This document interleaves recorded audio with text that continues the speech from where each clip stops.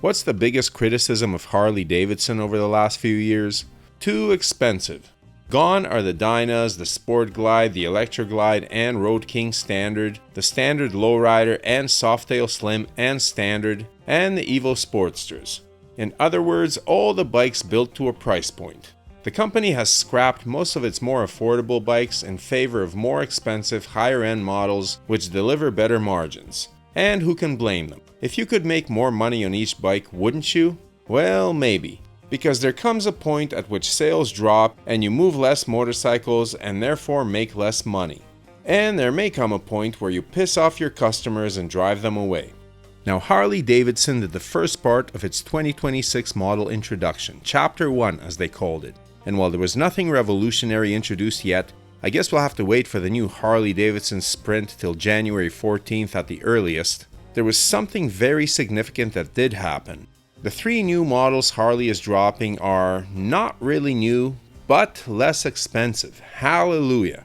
Now this is huge because it marks a clear about face for the motor company, which previously explicitly stated that they wanted to make their motorcycles premium. I don't think that went over well with the customer base, and so we're getting some lower prices on the solo trim packages.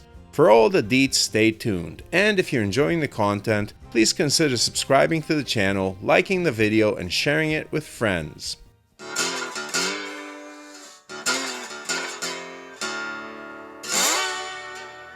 So what's going on? Harley Davidson has introduced the solo trim package in several popular models. And what this is basically the stock bike with its regular engine, chassis, suspension, rider modes, and safety aids, but offered only in gray with a solo seat, chrome finish, and mag wheels. There's the Street Bob 117, which, besides the color, only differs from the standard in having no passenger pad and pegs. The bike will cost $15,000 US, $1,000 less than the standard model. There's the Heritage Classic, which again comes only in gray, has mag wheels, a solo seat, and no windshield, and at $20,000 US comes in $2,000 below a standard Heritage's price tag. Finally, the most popular one will be the Solo Trim Street Glide, which is basically a gray street glide with a cheaper seat, and it looks like no passenger pegs. However, it is $2,000 less expensive than a standard base street glide, while being essentially the same bike. Now, to be clear, these motorcycles are still very expensive, and critics will say that the savings are not huge considering what is left off them.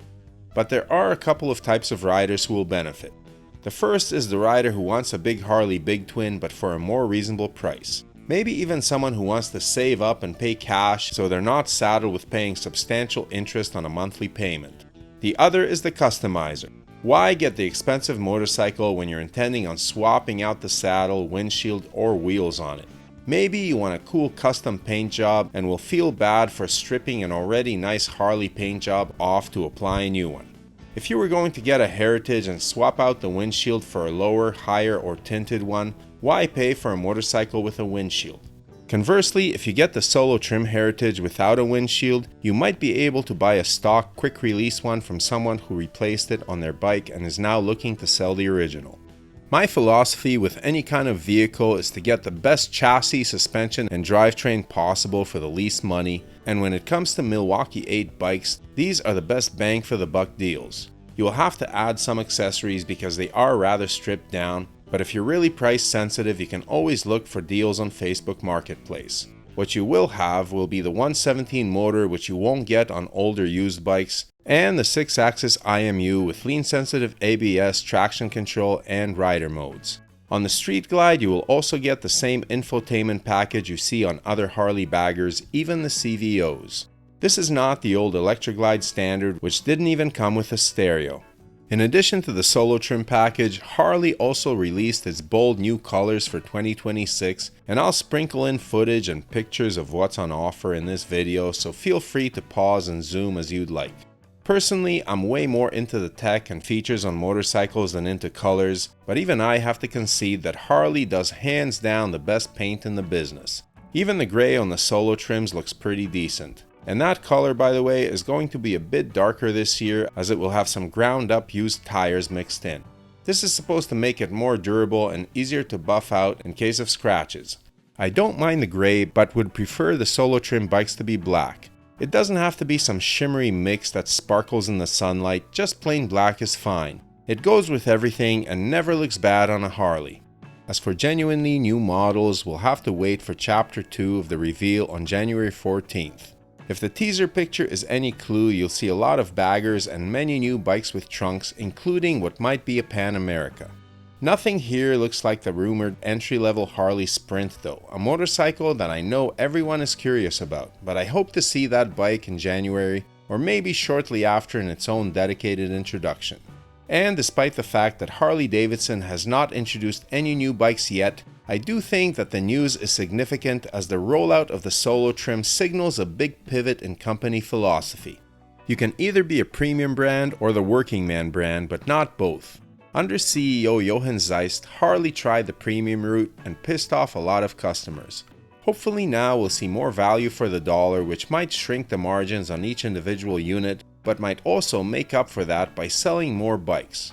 First, the prices on the RevMax Sportsters dropped, and now an actual 117 cubic inch big twin for $15,000 MSRP. Let's hope the dealers don't mark these up too much and negate the savings.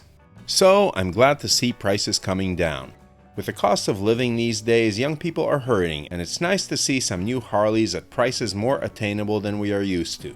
And Harley sure needs those young riders buying its bikes. Would I get a Solo trim bike over a used one? Street Bob, maybe. A 117 cubic inch big twin for $15K is tempting, and you won't find a 117 on the used market. Plus, it has cruise control, unlike pre-2024 models. The Heritage, no. That's a more style-focused bike, and I don't like it in the gray. The Street Glide, yes. You get a recently updated 117 cubic inch Street Glide with the electronics and infotainment system, and all you have to upgrade are the seat and passenger pegs, which you can buy used. In case you haven't noticed, I'm all about value, and though still expensive, I think the Solo trim models are the new best values in the Harley lineup. I hope this trend continues and sales go up.